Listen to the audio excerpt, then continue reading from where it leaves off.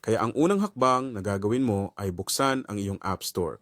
Kaya sige, buksan mo na ang App Store sa iyong iPhone at gagamit tayo ng kaunting diskarte para magawa ito kung saan gagamitin natin ang search para lang ma-install ang Chrome. Yun is Google Chrome ba Google. I-click ang Chrome dito at i-click ang Google Chrome. Pagkatapos ay i-click lang ang Get para ma-install ito.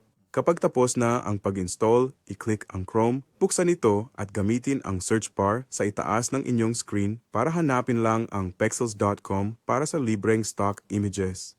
Sa HMZ, sinds bent kun je alleen TBT2 sinds bekend kan waaien arawan stot je met TB sa arong mga file.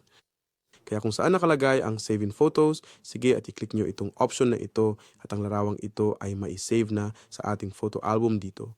Gaya ng nakikita nyo rito, nakasave na ito sa Photos. Ngunit ngayon, kung i-minimize nyo at binuksan nyo ang Files menu sa inyong iPhone, i-click ang On My iPhone at i-click ang Chrome, makikita nyo na wala ito doon. Kaya ang isang magandang paraan para dito ay ang buksan ng iyong photos. Pindutin mo lang ng matagal ang partikular na larawang ito at gamitin ang iyong kabilang kamay para madaling ilipat ito mula sa isang app patungo sa isa pa. At ngayon ay maaari mo na itong bitawan dito at ito ay automatikong masisave na. Ngayon, ang iyong susunod na hakbang ay ang pagbubukas naman ng iyong sariling computer. Kaya sige na at simulan mo nang buksan ang iyong computer sa mga sandaling ito. Sige first, mga kaibigan, kapag bukas na ang inyong computer, yung kailangan nyo lang gawin ay pumunta sa inyong search bar or sa inyong Windows dito at i-type lang ang Microsoft Store. Kaya sige, buksan nyo ang Microsoft Store at hanapin lang ang Apple devices. Kaya i-type mo sa mga Apple device as i-click ang install. At ngayon kapag natapos mo na ang proseso ng pag-install, kumuha ng isang USB cord at i-connecta lamang ang iyong Apple device sa iyong computer at pagkatapos ay pahintulutan itong magkaroon ng access sa iyong personal computer. Kaya kapag nakakonektida ang iyong telepono sa iyong computer, makikita mo ang payagan ng device na ito na i-access ang mga larawan at video. I-click ang payagan. Kapag nagawa mo na ito, buksan ang iyong mga Apple device sa iyong computer. Kaya sige, buksan mo ito at basta pumayag sa mga tuntunin at kondisyon.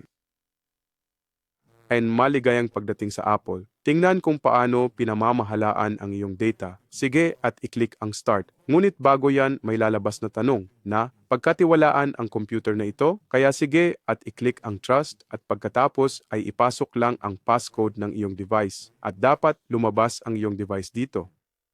Kaya i-click ninyo ang Trust. At pagkatapos, itap ninyo rin ang Trust sa inyong device. Ayan na. And so, na non-plain items pumukas, i-click mo tapos malit na drop-down arrow na sa Wake Tabs. Magkarbo sa'yo, pumunta ka ba sa files, click mo ang Chrome. Kaya ba napili mo na ang Chrome, boom, ayan na. Yung lahat ng mga files na kinopya natin mula sa gallery, papunta sa Chrome, ay makikita at lalabas na dito. At ngayon, ang kailangan mo lang gawin is gawin yung Shift key, pumili ng kung gaano karami ang gusto mo, at i-click ang Save, o mas tama, i-click ang Add File, o i-click ang Save, at ito ay may save sa iyong device.